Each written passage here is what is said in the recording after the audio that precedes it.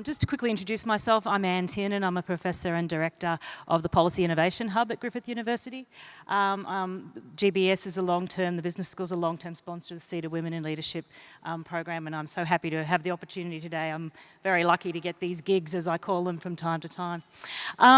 Simon, that was a very provocative talk in some ways. Good. And quite wide-ranging in lots of others. I think, what people don't know about Simon that I learned is that he's about to release a picture book later in the year, and so this... Illustrated Ethics. Illustrated, no, it's not. It's the Spider Song. Yes. So I think it's probably no surprise to you now to have heard his storytelling. I think those were two really powerful stories of Whitlam and of the taxi driver.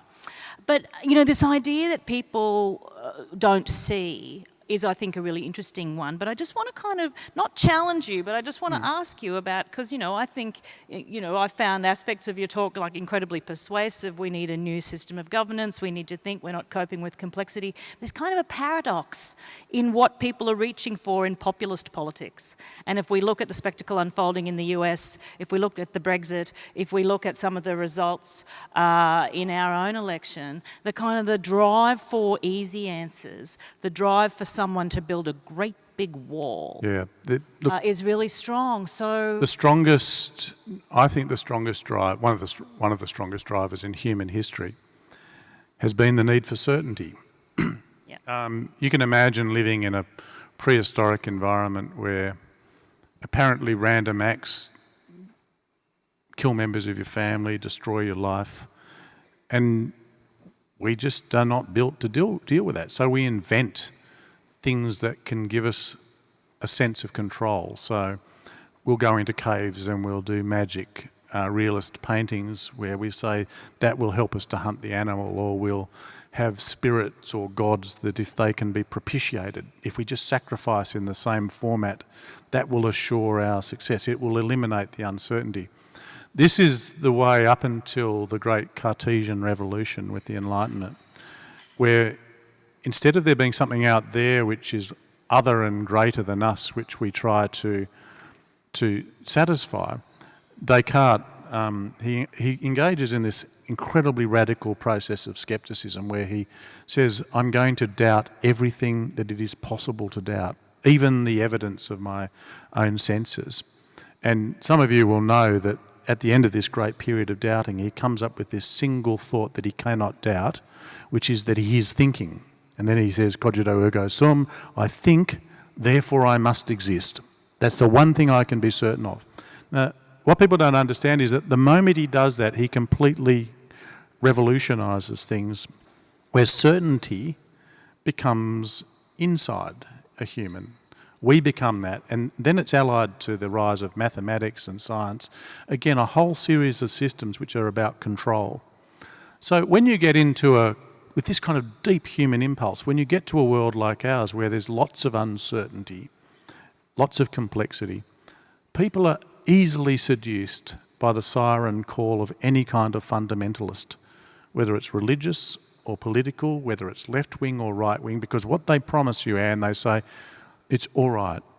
Yeah, it may seem complex, but you don't have to think about it anymore. You don't have to deal with this. You just do what I tell you and you'll be fine. And so that's what's happening at the moment. It's a struggle for, and put this in very bold terms, it's a struggle for our humanity, for how much we are prepared to be true to our nature as creatures that have to live with uncertainty because we're ultimately responsible for the choices we make. So are you optimistic? Yeah. That this power shift can happen? Because I see a great struggle, as I think about some of the people who are making those kinds of promises, they look tediously the same as a lot of the men that you describe who are clinging to this power. That's why you've got to back diversity, because it's the only, we know it. I mean, you go back to the monocultures in agriculture, which were destroyed by a single pest. It's the diversity that you get seeded throughout a population, whether it's in agriculture or human societies, which gives you the capacity to find that moment of resilience, which would never have been possible if you just levelled everything to be exactly the same. And it's an insight. It sounds counterintuitive, you see, and you're right to point this out. People think when there's so much complexity, what you need to do is to get the monochrome dominant control, one single person who's going to stamp authority on it. It's precisely the wrong thing to do. You've got to actually think deeper. You've got to go below to see what you really need. And what you really need is what diversity offers, those different perspectives, so that you can see the tiger. Because otherwise you're gone. Yeah, but the result, and Simon and I were talking about this during lunch. I'm a political scientist, so I went to the data on the July 2 election. And we've now got the least diverse parliament since 1983. And people in decision-making positions, we've seen a decline in women's representation in the ministry. It's less than 25%, and it's just not fantastic in the House of Reps. In safe seats and so on. We've seen a lot of people. Can you envisage a time, if this is a transition and people are kind of struggling to cope with complexity and uncertainty, maybe it will pass, but not anytime soon. Not unless Australian Parliament. Like, I'm making an argument for you today as to why diversity matters on a larger ground than perhaps has been talked about before. If I have convinced you of this argument, then what I hope you would do is that you would use that to inform your own decisions and perhaps to influence others. Because if you don't understand what the larger argument that's at stake, then you won't know why sometimes you have to make a choice for diversity for its own sake. You'll say, oh, it's an optional extra. It doesn't really matter. All I need to do is just pick this person because it's more convenient or something like that, or they're like me. What you've got to do is you've got to enlarge the notion even of your own rational self-interest if you find my argument compelling. And then that means when we vote, or when people you influence might vote, you might actually say, okay, that may not be the person who perfectly represents my own views, but the diversity that I will help to introduce into this parliament or this corporation or whatever, that is a good which produces larger and better results given the complexity we've got. But unless we understand it in those terms, no, I don't see it changing. But I'm an optimist because I think every part of my experience is that the Australian population responds to good arguments if you just offer them. You've just got to explain it and say that's why it matters. And then most Australians will say, okay, fair enough. And I think, it was so interesting that you picked up on the frankly appalling events in the Northern Territory this week. And just the way the public has responded to that actually does give you cause for optimism. Yeah. In an interesting kind of way. And again, the lack of diversity, it seems, in that context, and an interesting legal point that you might point out in a minute, really people just couldn't see that what they were doing was the wrong thing. Look, the worst disservice that our politicians do to us is that they treat us as if we are base. They often appeal to our fear and greed, and even when it succeeds, they leave us feeling terrible about ourselves. That's all you thought of us? You didn't think that there was anything more noble about us that you could have appealed to?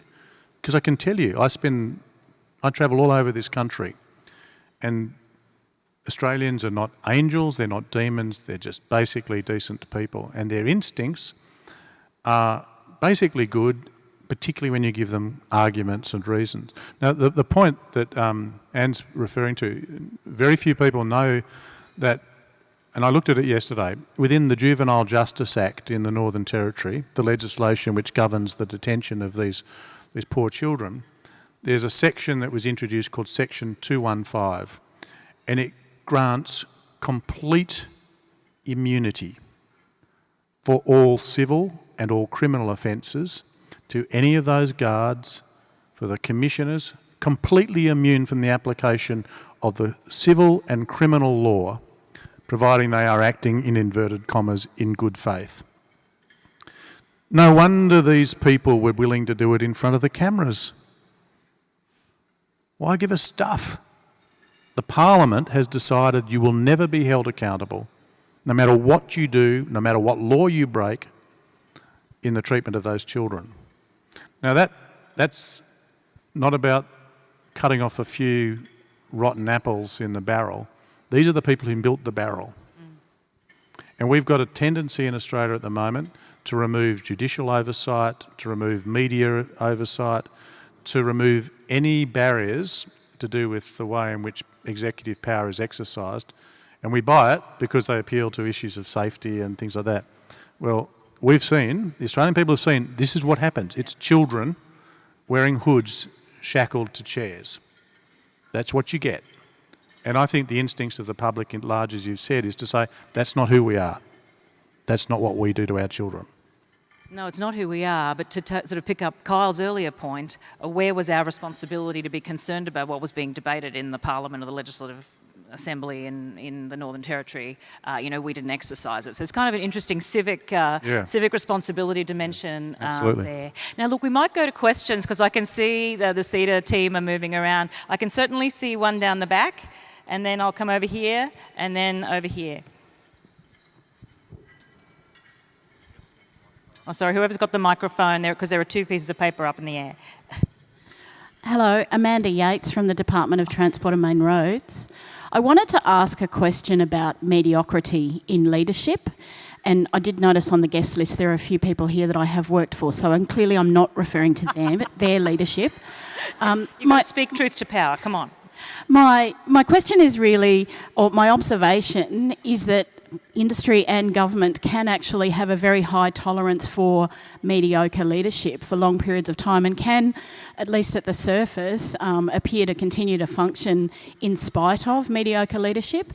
I wonder whether you might be able to comment, given the things you talked about today and the future that you've described, how mediocre leadership will be tolerated in the future and what diversity might bring to that. Well, the first thing I think we have to do is to get clear about the difference, and there is a difference in my mind, between management and leadership. So the way I think of it is this. Imagine a cork in a stream. There's a group of people who are keeping the cork steady so no one falls in the water. They pull the levers, push the buttons, and everybody's kept dry, but they're not controlling where the cork is going. That's management. And then there are leaders who are those who impart direction, even against the flow of the stream. Now, those are both necessary functions. Sometimes they reside in a single person, but we should understand that they require different things of us.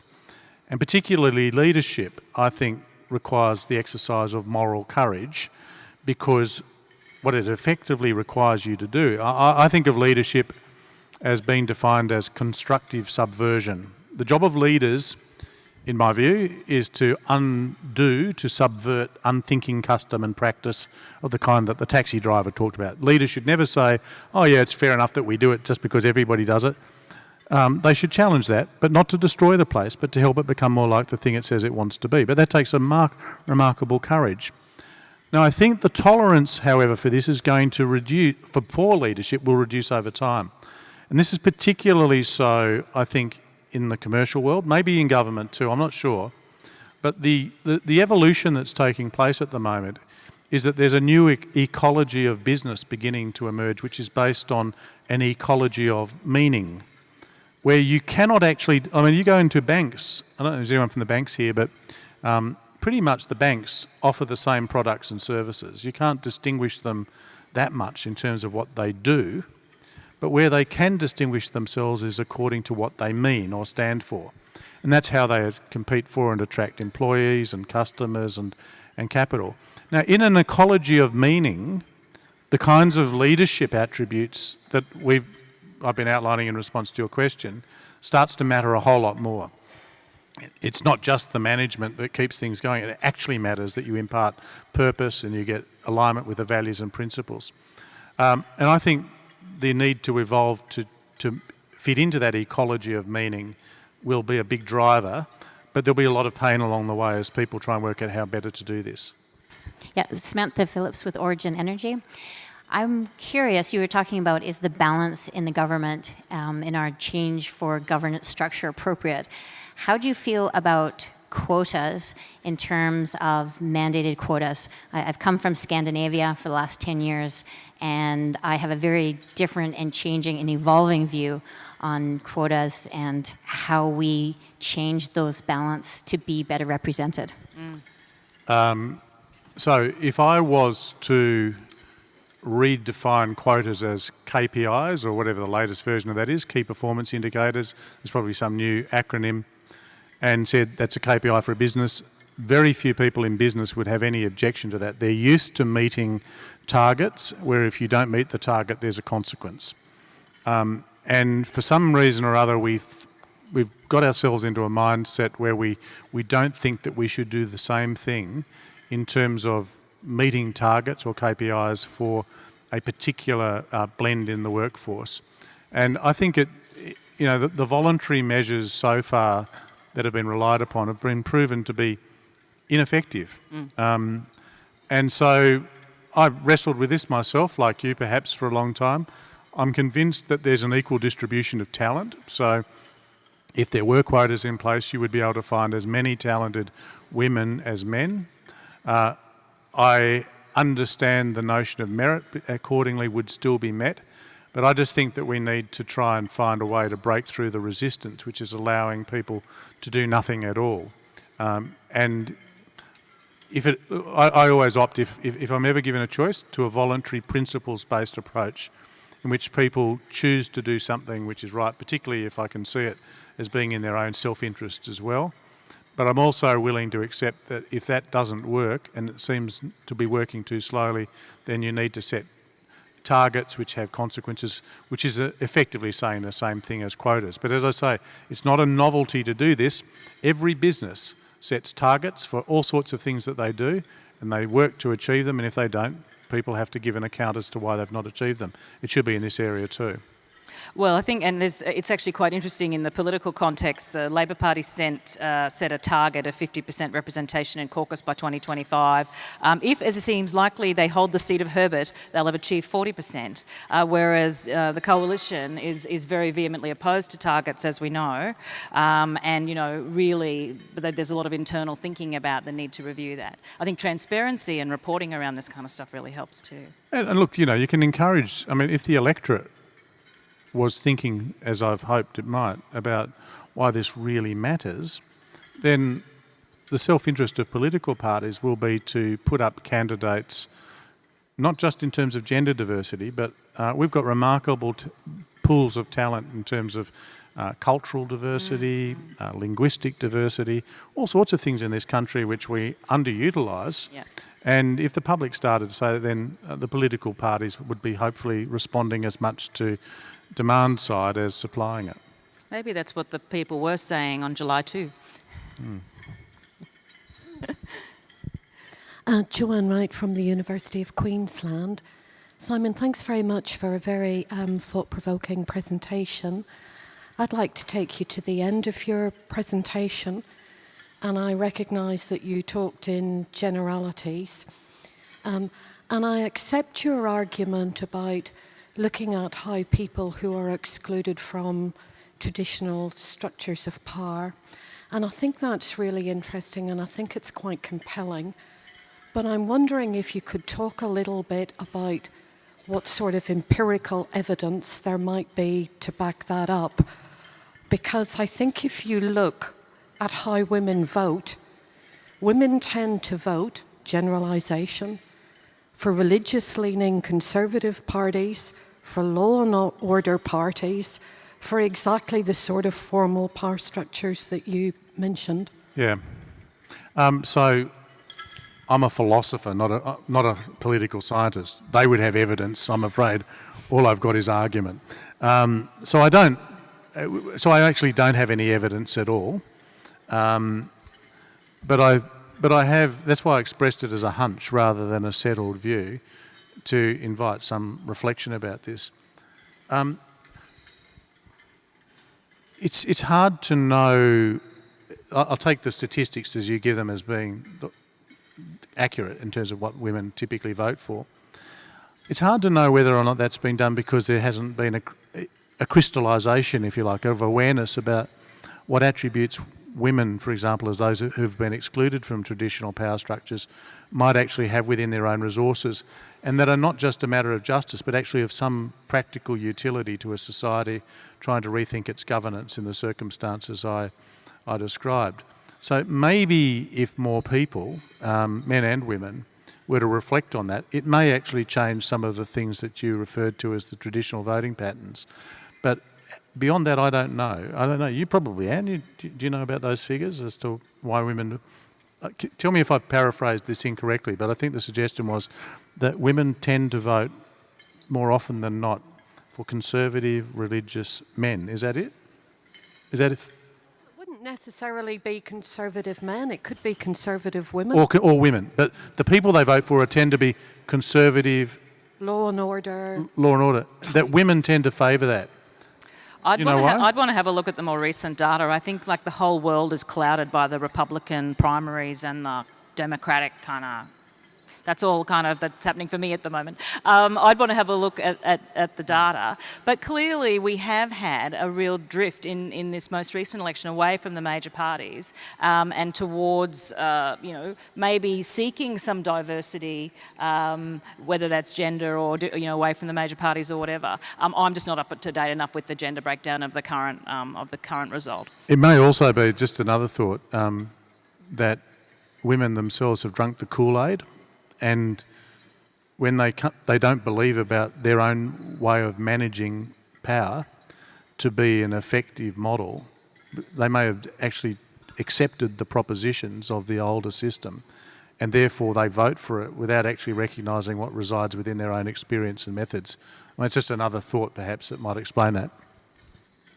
We've got another question down the back.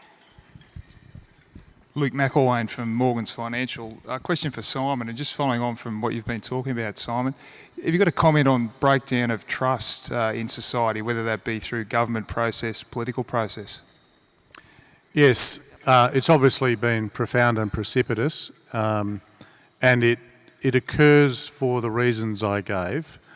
When institutions say one thing and they do something else, that invariably destroys trust. Now, the interesting thing about trust is that traditionally we accommodate a loss of trust by increasing the range of transaction costs to compensate. So Economics 101, people will know low trust is a high cost environment, high trust, low cost, because just to take a trite example, if you can reach an agreement, shake hands with a person and know that they will honour what's been agreed, that's so much more economically efficient than having to have contracts and enforcement provisions and all the rest.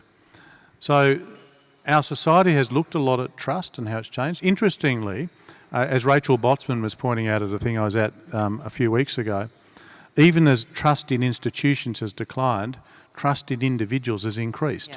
Yep. So you'll now get into cars with Uber, a complete stranger, and entrust them to take you from A to B.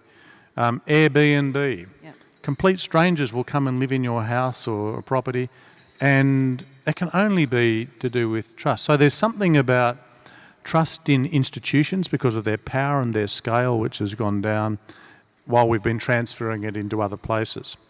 But the more interesting question, and I think this is a concept which has been completely understudied, underthought about, is not about trust, but about legitimacy.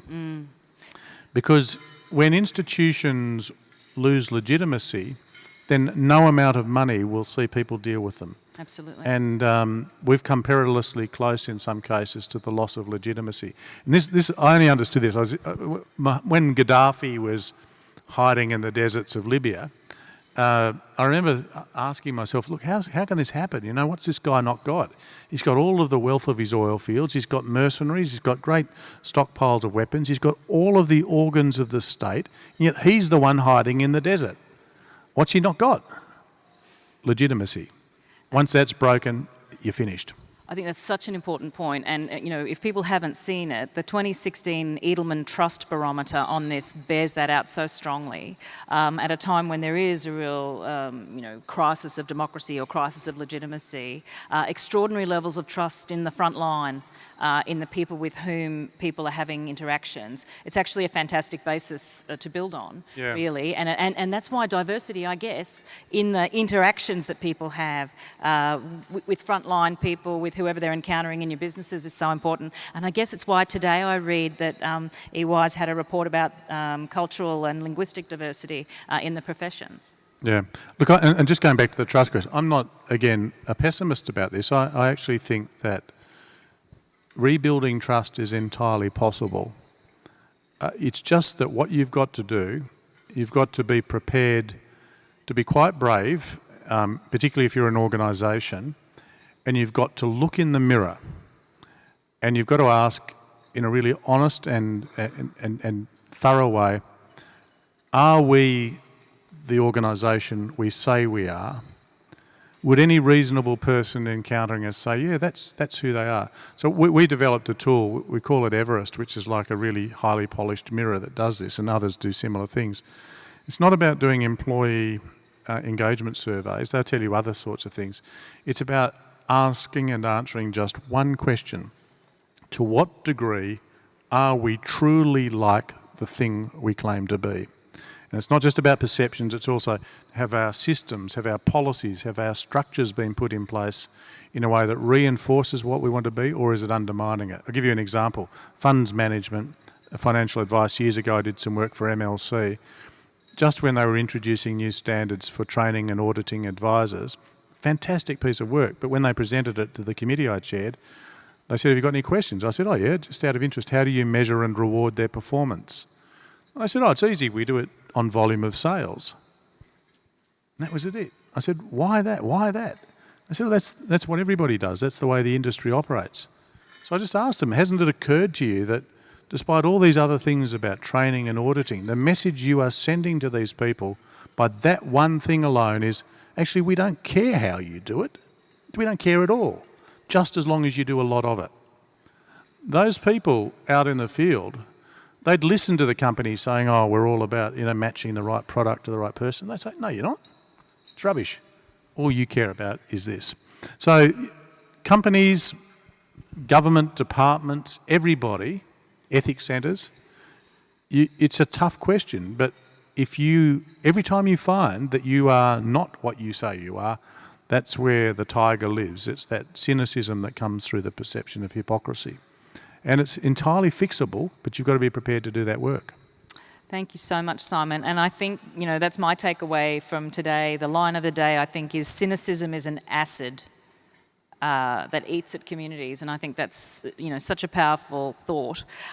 So I think Simon's encouraging you all to go out and be strategic corporals. And I'm getting very intense eyes from Kyle Murphy down here. So can you join me in thanking Simon Longstaff